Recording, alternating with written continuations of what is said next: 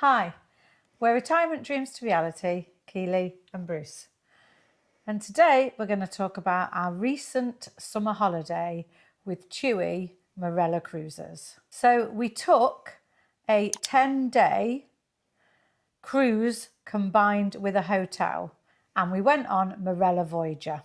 And we're going to do our top 10 tips for Marella Cruises generally. So you're going to do number one?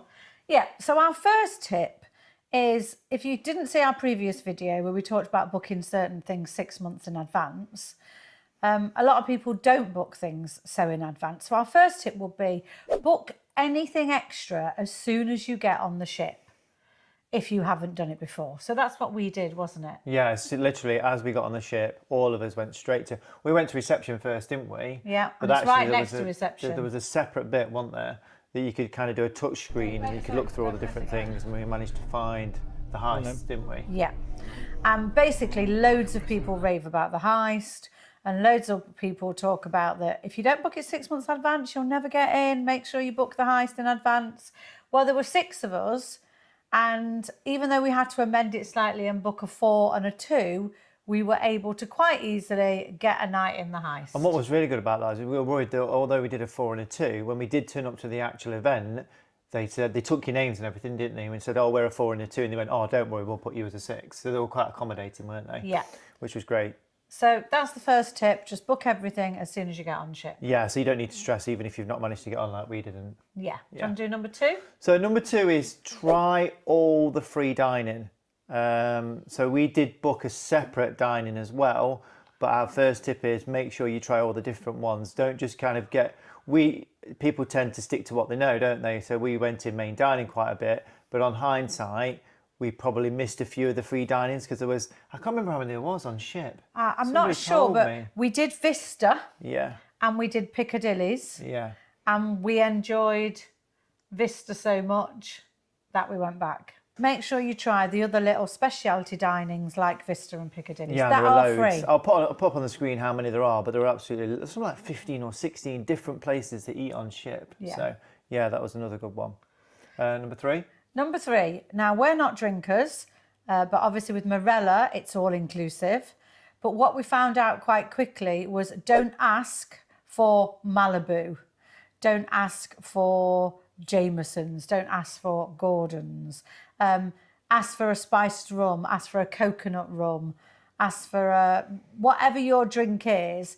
As long as you don't ask for the branded one, then in most places it is free. But the other top tip for this one is check. Some places will charge you for some drinks and other places won't. Yeah, make sure you check, because one lady got charged, didn't she? Make sure you say, is this free here? Yeah. And make a note in your head if your favourite drink is free in Squid and Anchor, but it's not free in the art house. Yeah. Then make sure you've made a note of that. I had the same problem with soda and water as well, because I wanted soda water, and some places I could get it and other places I couldn't. So just make sure you check. So number 4 is the kitchen is a really good place for all meals. Yeah, we were quite surprised. Yeah. You might be a bit off-put originally because they serve you. Yeah. But that's super hygienic. Yeah, it was just... I think we tried it on Virgin, and actually, like I say, because we were used to serving ourselves, we were a little bit like, oh, I don't know how I feel about somebody serving us. And somebody in our party, they were very much used to the whole buffet, you take your own food, and they were a bit put off. But actually, they completely changed their minds, didn't they? Yeah. And it's the first trip we've been on in 3 years where nobody's got sick. Yeah, so it's much more hygienic. And like I say, the staff are really good, so you don't have to stress. Because she was like, well, I went up and I got this thing and I kind of wanted a bit more, but I felt a bit awkward. But when I went up and just said, oh, can I have a little bit more? There was no kind of no muss, no fuss. So they literally just put some more on straight away. So don't be intimidated by it. Don't be put off by it. It's really hygienic. And the fact that they will want to put extra food on your plate. Yeah. Yeah, so it's really good. It negates the whole... Enjoy the kitchen. Yeah. So tip number 5 is be aware that there might be a charge for buses from the cruise port to the centre of where you want to go. And it's really quite hit and miss, isn't it? I mean, we had a similar situation on P&O, didn't we? Because remember getting on one bus and it was free, and then on another bus it wasn't free, and we didn't really know which ones were and which ones weren't. That's not advertised very well, is it? Yeah. And it's the same on Marella. They don't really tell you which ones you pay for and which ones you don't, do you? Yeah, I think the only one we've really paid a decent amount for was Barcelona. Yeah. So this is the bus to where? Barcelona. And how much does it cost to get on the bus?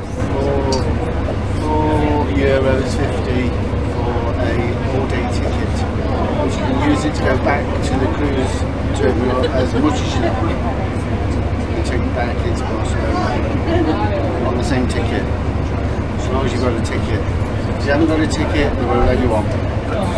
You could borrow someone else's ticket, but then they couldn't get on.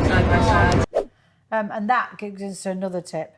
The hop-on-off bus was so slow in Barcelona that we nearly missed our boat. We hit every single traffic light. I don't know if it's because of the day or that's just the way it is in Barcelona, but we really struggled to just get around. The thing is, we tried to do too much. We did the blue route and we did the red route all in one day, and we got off really early, but it was just impossible to we literally staying on the bus and going round on the routes and not even getting off, still managed that we started about 8 or 9 o'clock in the morning, didn't we? And we still got off about 4 o'clock. Yeah. And we had to get a taxi back because there was no way we were going to make it back to the port. So we literally did that, and we were nearly those sad, scary people at the end that all the pier runners. Yeah, the pier runners that everybody's waiting for, but luckily we weren't. But yeah, I think if you're going to Barcelona, quick tip as well, extra, just make sure that you pick maybe a couple of places and just go and do those on the hop on, hop off. So we've learnt that from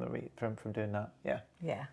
So number 6. Number 6. So number 6 is make sure you check your itinerary. So when in your room you get, like in any other boat, you get a cruise news. Yeah. So you get a sheet with all the different things on it. We didn't check it. We didn't look at it because we're a bit lazy. But when we got to Barcelona, it was bank holiday. All the shops were shut. Yeah. So It said it in Cruise News. yeah. Now, we might have planned a slightly different day. We couldn't have changed anything, but if we'd have read the Cruise News, we would have known. It was annoying because it wasn't announced. But it so was would have in been the nice Cruise to say, News. yeah. I mean, I was ecstatic because I was terrified of Keely going to Barcelona and going around all the shops and spending an absolute fortune. So for the blokes in the party, it was absolutely joy. But for the women, they were not happy, and yeah, everything was closed. And we were a little bit upset that the cruise company would take you to Barcelona on a bank holiday. Wow. Yeah. But Read your Cruise News. yeah. Number 7. Number 7. Be aware that you are charged double for coffee before 10 a.m. This was weird. in the coffee port. It's called the coffee port. Yeah. And you have to pay like a bit of an extra amount of money for the coffee port, but that's double before 10 a.m. And because I wanted to go and sit outside, because it was a beautiful, beautiful sunrise, I had to pay £3 for the same coffee that I could have got if I'd have gone up to floor 15 and just used the coffee machine. Yeah, we do a French press. We didn't find that there was a massive difference between the quality of the buy your own coffee and the free coffee you got in the kind of kitchen. No, they do a French press because I have like an Americano. But because I wanted to go and sit outside, I couldn't take the French press.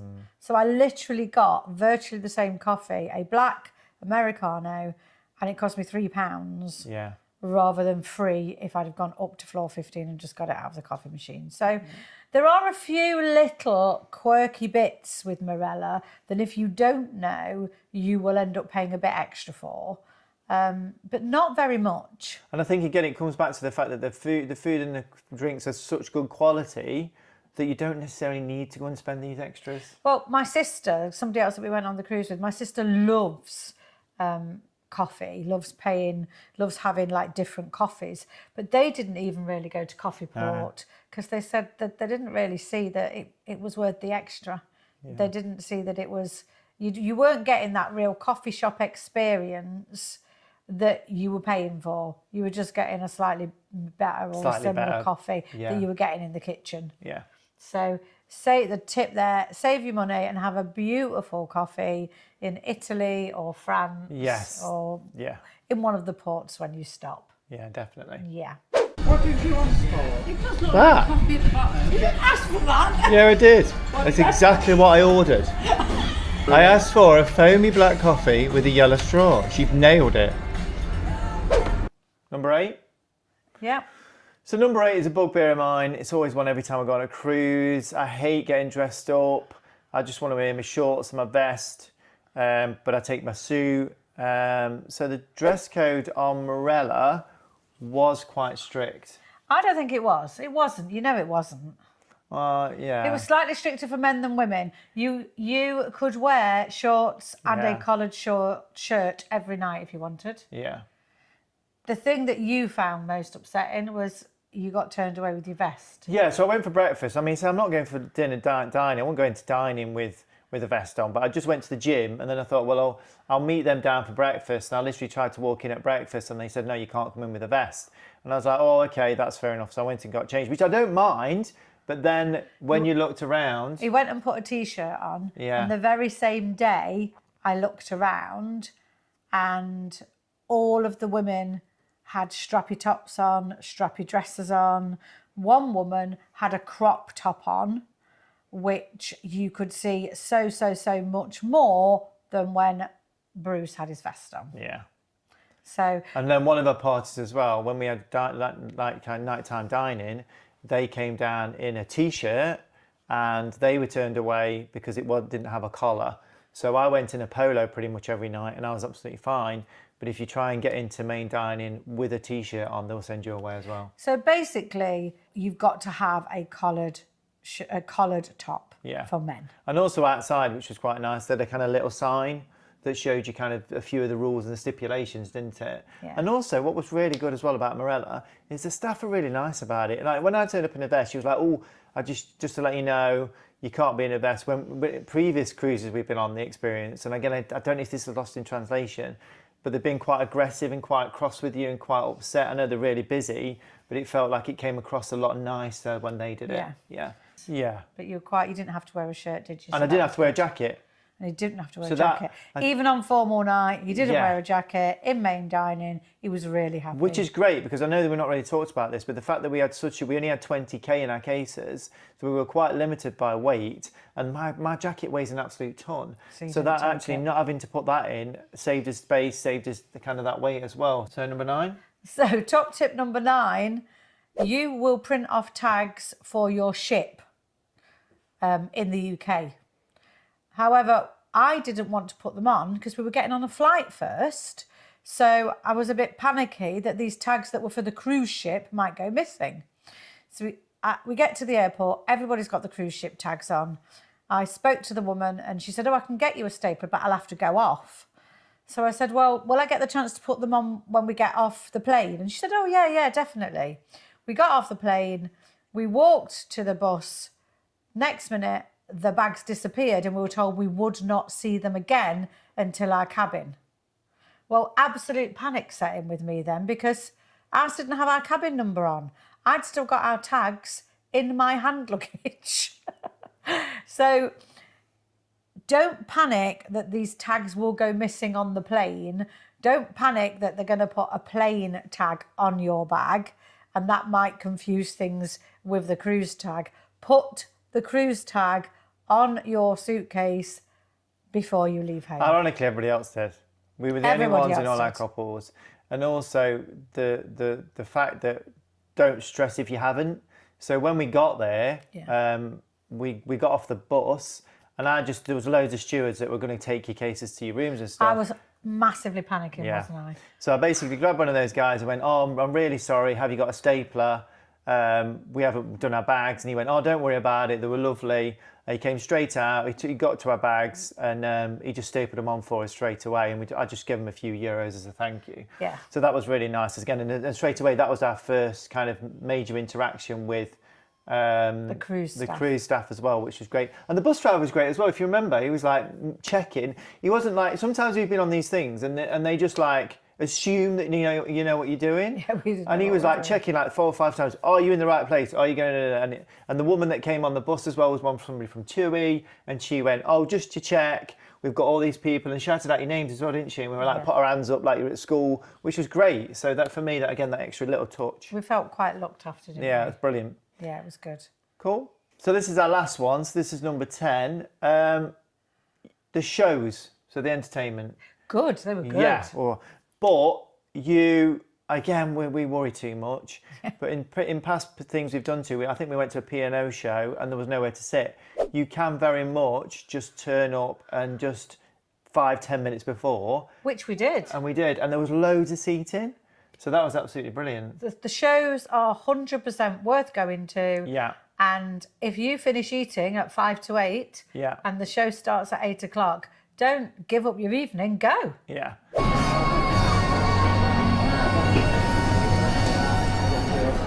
Definitely, there's loads of places to sit. The chances are you And are going the to thing get... is, it's not because you think, well, if there's loads of places to sit, they're not very good, they're not very popular. They were super popular, and the standard was really high. So it does show you that the ship is catering for the number of people on the ship, that there are still plenty of places. And what was also nice is they had these little tables. Yes. Which were great, weren't they? So you could take your drink. You could actually, another kind of top tip part of that is that if you're in a bit of a rush, you can just grab your drink, take your drink into the kind of theatre and sit with your drink on a nice little table in between the two of you and have a chat. I think the theatre was a really good size for the size of the ship. Yeah. I think there's only about 2,700, 2,800 on ship. Yeah. And the theatre was as big as the Royal Caribbean Theatre, for example, that we went in. That's definitely got 4,000 or 5,000 And we were sat people. to quite over to one side, and I still don't feel like our view was restricted, where we No. still managed to see everything we wanted to see. Yeah. And had a great time. Most nights the shows start at 8 o'clock, but another tip is just double check, because every single night, apart from one, the shows started at 8. My sister really wanted to see the 70s. There was a 70s show, so we rushed dinner a little bit, and it was about 8:05, something like that? Yeah. So we thought, oh, we'll be fine. It was about 8 o'clock, so we thought we'll be fine. We'll literally get a seat, slide in. It might have been 5 to 8. We'll get a seat, we'll slide in. Brilliant. It started at 7:30. So we actually stood in and just watched the last 15 minutes or half an hour. something, Yeah, didn't yeah, we? yeah. Yeah. But my sister felt uncomfortable doing that, so she didn't get to see it at all. But yeah, most nights it's 8 o'clock. This night it was 7:30. But guess what? It was in Cruise News. Yeah. If we'd have read Cruise News... Yeah, which again we're not used to, so that is a massive tip. The Just first read time your- we cruised, Yeah. I got highlighters out. Yeah. I highlighted every single got thing on lazy. Cruise News Yeah. that we were going to do that day. There's a quiz there, there's this there, we're going to do this. Yeah. And I did that for the first couple of years. But now because we're it was 2019, now because we're 6 years into cruising, Yeah. we're barely even reading Cruise News. And it's still really useful. Yeah, definitely. Really useful. Bro. So that's our top 10 tips. Top 10 tips for Marella Voyager we went on. Yeah. That's Keely and Bruce. Thank you for watching.